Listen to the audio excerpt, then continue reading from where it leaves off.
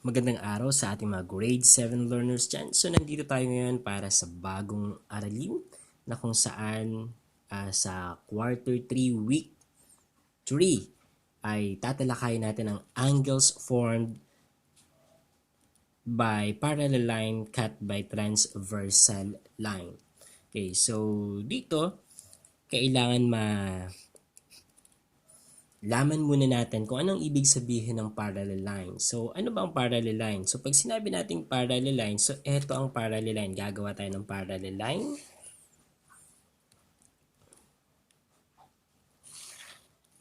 Okay. So, etong dalawang lines na to na nakikita ninyo. Okay, so let's say this is line L and then this is line M. So, the two lines are parallel lines. Okay, so paano natin masasabi na siya ay parallel line? So by definition, parallel lines are lines that do not intersect. So hindi daw sila mag-cross, hindi sila mag-i-intersect to each other. So para matiyak natin na sila hindi mag-i-intersect to each other, so dapat ang distance nito ay the same sa distance dito. So kapag ganun ang ginawa natin, hindi talaga sila mag-i-intersect. So tignan natin, i-check natin.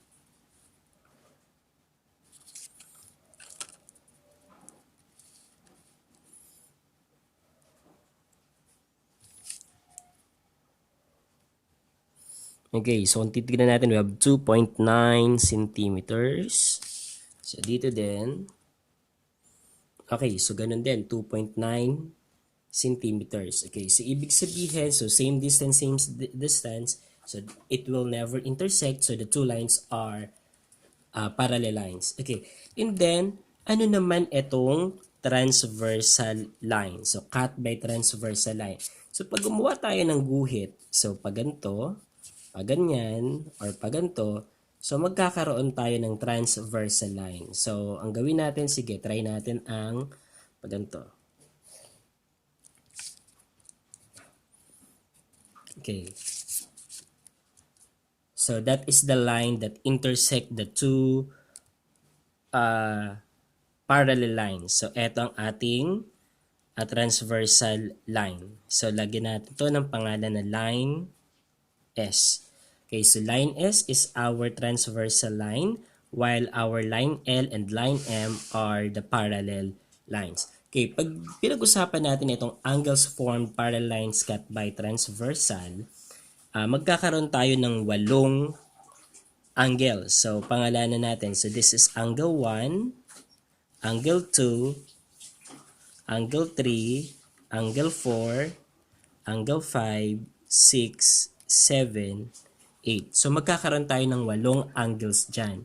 So, ito yung unang angle, pangalawa, pangatlo, pang-apat, pang-5, pang-6, pang-7, pang-8. Okay? At dito sa angles formed by parallel line cut by transversal, may mga relationship ang pair of angles dito na kung saan yun yung pag-aaralan natin ngayon.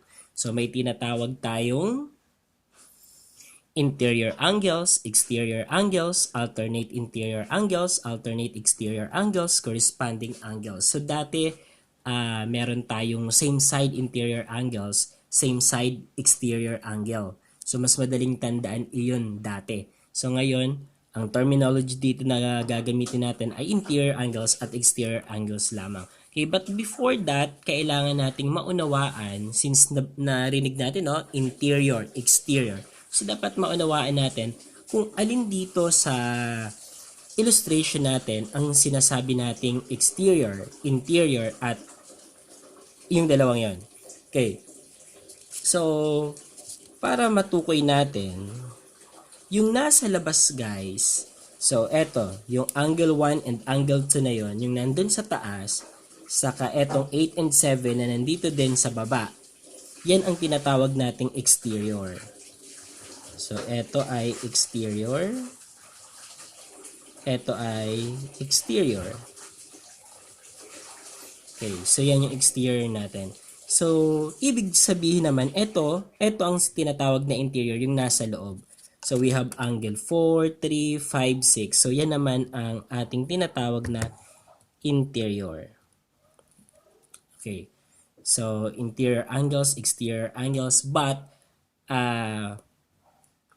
iisa-isahin natin kung ano yung mga pair of angles na dapat nating matutunan. Okay, unahin natin ang interior angles. So, dati ito ay tinatawag na same side interior angle. So, ngayon, interior angles na lang. Ano ba ang definition nito? So, these are interior angles on the same side of transversal line. So, yung same side pala kasi nilagay na kay definition ng interior angle. So, parang same side interior angle. So, pag sinabi nating same side, so, ang babatayan natin ay ang transversal line. Kung ito ang transversal line natin, so ito ang transversal line natin, alin dyan ang interior angle? So ang interior angle natin ay ang 4 at ang 5 na nasa isang side ng ating transversal line. So nasa left side siya ng ating transversal line. Okay? So ilalagay natin siya dito. So ang first pair of interior angle natin ay angle 4 and angle 5. Okay, next ay meron pa tayo. May isa pa tayong pair ng interior angles na nasa right side naman. Ano yung nasa right side natin? That is angle 3 and angle 6. So, isang pair pa yan. So, we have angle 3 and angle 6. Next naman ay ang ating tinatawag na exterior angle. So, dati ay same side exterior angle. So, ang pagkakaiba lang nito kay interior angle, kanina ay nasa loob, ngayon naman ay nasa labas since it is exterior angle. Okay?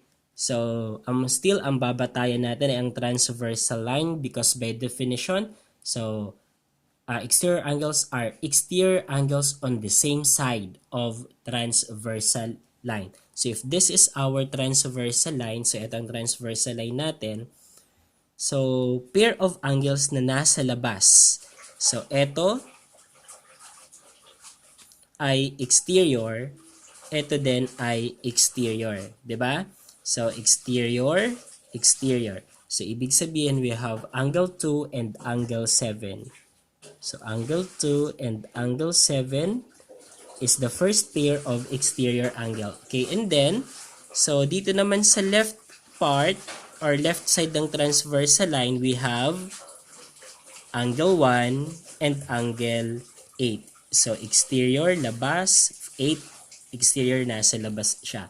So, that is the second pair. So, we have angle 1 and angle 8 is also pair of exterior angles. Next naman natin ay ang alternate interior angles. So pag sinabi nating alternate, so yung isa ay nasa left side, yung isa ay nasa right side. Ayan. Interior, ibig sabihin, nasa loob. Then, angles, we're referring to the angles. So, by definition, alternate interior angles are interior angles, of course, on the opposite side of transversal line. Opposite side, one is in the left while the other is at the right. Okay, so since alternate interior tayo, ang focus natin ay nandito sa loob. So, and then one is from left and then the other one is from right. Okay, so 4, so this one, and then 6. So that is alternate interior angle. So alternate, the other one ay nasa left, ang isa ay nasa right. And then interior, so nasa loob siya. Angles na mga nasa loob. Ito po. So the first pair is angle 4 and angle 6. Okay, what is the other pair? Okay, so we could also have angle 3 and angle 5.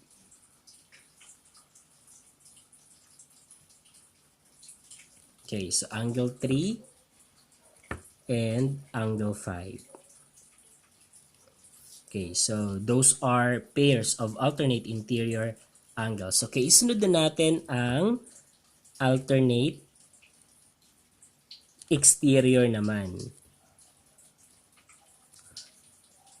Okay, so eto halos pareho lang. Ang pagkakaiba lang, ang pinag-uusapan naman ngayon ay exterior.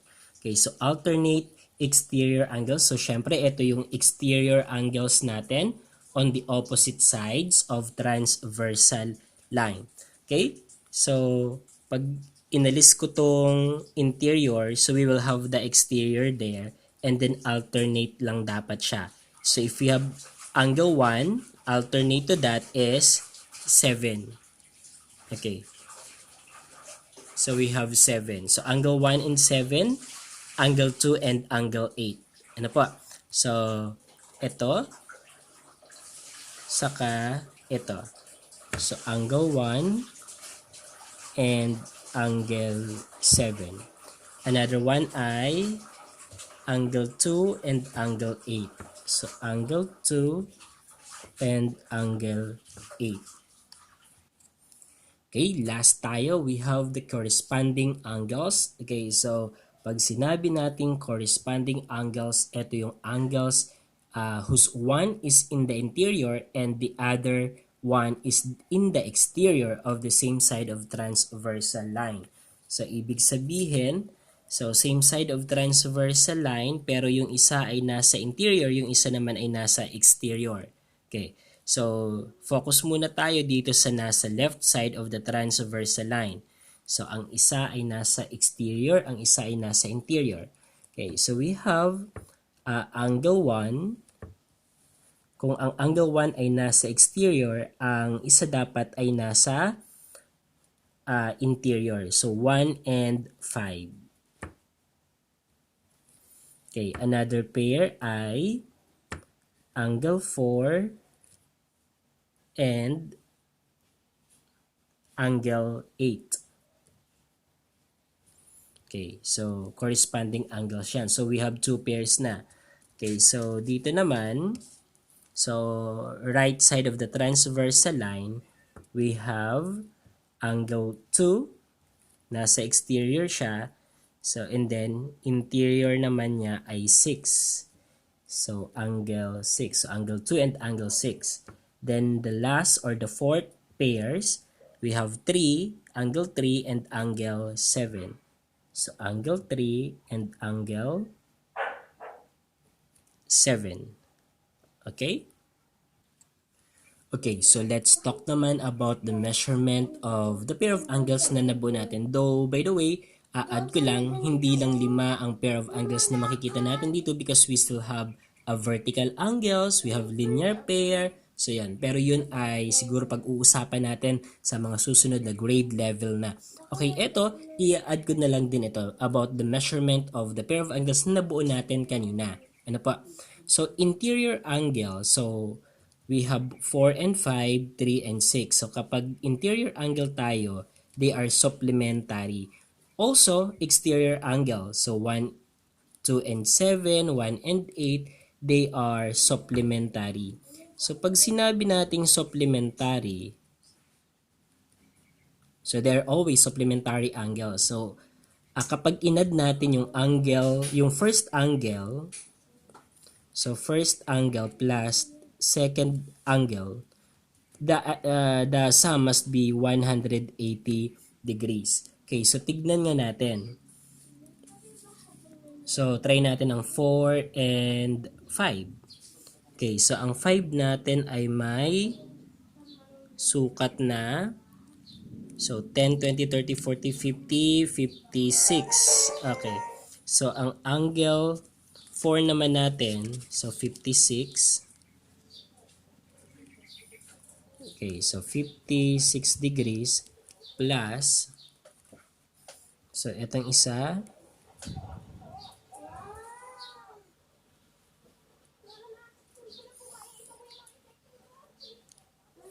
okay, so 10, 20, so this is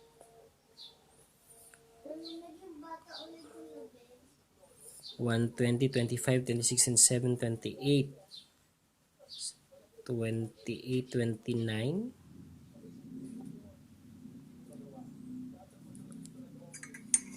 Okay, may possibility. So you have 180 minus 56. So 124.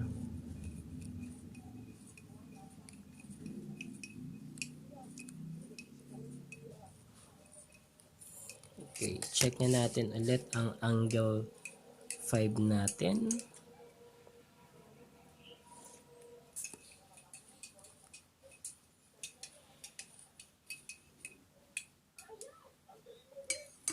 Okay, so ang angle 5 natin ay 10, 20, 30, 40, 50.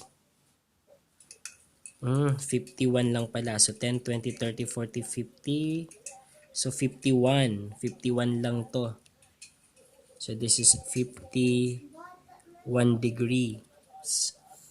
Okay. So kung 51 degrees ang isa, so less kay 180.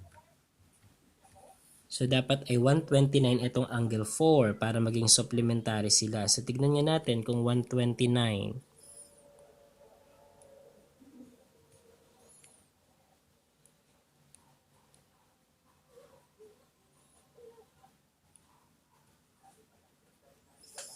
Okay. So 10, 120, 125, 26, 27, 28, 29. Okay, so 129 naman. So 129 degrees. So 51 plus 129 is equal to 180 degrees. So they are really supplementary. So ganun din, ito, si 1 saka si 8, si 3 saka si 6, si 1, si 2 saka si 7, supplementary sila. Ibig sabihin, pag ina dapat yung dalawang angles na yun in a pair, so dapat ay 180 degrees. Next naman natin ay measurement ng ating alternate interior angle saka alternate exterior angle. Ano naman kaya sila? Supplementary pa rin kaya sila or hindi na? Okay, so ang alternate interior angles natin, we have angle 5 and 3. So eto. So dito, if it is a parallel line cut by transversal, they are congruent. So, etong angle 3 na to, if this is 129 degrees kanina, so etong angle 3 dapat ay 129 degrees din. So, that is a pair of alternate interior angles and they are congruent. So, si 4 sa kasi 6 naman, they are congruent din dapat. So, ito ay may sukat na 51 degrees. Okay, so kay alternate exterior angle naman, ganun din, they are congruent. So, 1 and 7. So, 1 and 7. So, paano natin makukuha yan? So, etong dalawa ay vertical angle. So, pag vertical angle, congruent yan. So, if this is 129, angle 1 is 129 degrees. So, ang alternate exterior ng 1 ay ang 7. So, they are congruent. So, ang angle 7 therefore ay 129 degrees din. Okay, next, ang angle 2 natin, that is vertical of angle 4. Angle 4 has 51 degrees. So, therefore, angle 2 also has 51 degrees measured. Okay, then, it is congruent to angle 8. So, 51 degrees din ang angle 8 since alternate exterior angle sila. Next ay pag-usapan natin ang corresponding angles at ang sukat nito. So, angle 1 and 5. So, angle 1 and 5, 129, 129. They are what? Supplementary ba or congruent? They are congruent. So, 4 and 8. So, 4, 51 degrees. 8, 51 degrees. They are congruent. Angle 2 and 6. So, 2, 51 degrees. 6, 51 degrees. They are congruent. Angle 3 and angle 7, 129 degrees, 129 degrees, they are congruent. Okay, so ibig sabihin, pag corresponding angles, those pair are congruent angles. Always congruent angles if it is in a parallel lines cut by transversal. Okay, so quiz time tayo. So from the illustration, which is the transversal line? So the answer is line A. Okay, what about the parallel lines? So we have parallel lines, line B, and line C are parallel lines. So, ito ang ating parallel line. Ito naman ang ating transversal line who cut the parallel lines. Okay, next number 3. Give pair of angles. So, anong angles ang hihingin natin? Okay, interior angles. So, interior angles natin, we have, okay, ang mga interior angles natin ay 5, 6, 4, 3. But same side, interior angle tayo. So kung titignan natin, we have 5 and 4. So 5 and 4. Then another pair is 6 and angle 3. Okay, so next number 4. Exterior angle naman tayo. So exterior angle, same side exterior angle. We have 8 and 1. And then 7 and 2. 7 and 2. Okay, next number 5 tayo. Alternate interior angle. So alternate interior. So alternate interior, we have 5 and 3. Aside from that, we have 6 and 4. Okay, so alternate interior angles yun. Next, alternate exterior angles naman tayo. So exterior 8 and 2. So angle 8 and angle 2. Aside from that, 7 and 1. So angle 7 and angle 1. Okay? So next, we have corresponding angles. So 4 pairs of corresponding angles natin. 7, 3. So angle 7 and angle 3. We have 6 and 2. So angle 6 and angle 2. Next, we have 8 and 4. So angle 8 and angle 4. Then the last is 5 and 1. Angle 5 and angle 1. Okay, next naman ay with regards to measurement. So, let's say that angle 7 has a measure of 89 degrees. So, we will find the measure of the other angle. So, sabi natin kanina, corresponding angles are congruent. So, angle 7 correspond to angle 3. So, therefore, angle 3 is also 89 degrees. Okay? Okay? And then, 7 and 5 are vertical angle, so they are congruent. So this is also 89 degrees. And angle 5 correspond to angle 1, corresponding angle sila. So this is also 89 degrees. Okay. So what else? Okay, alternate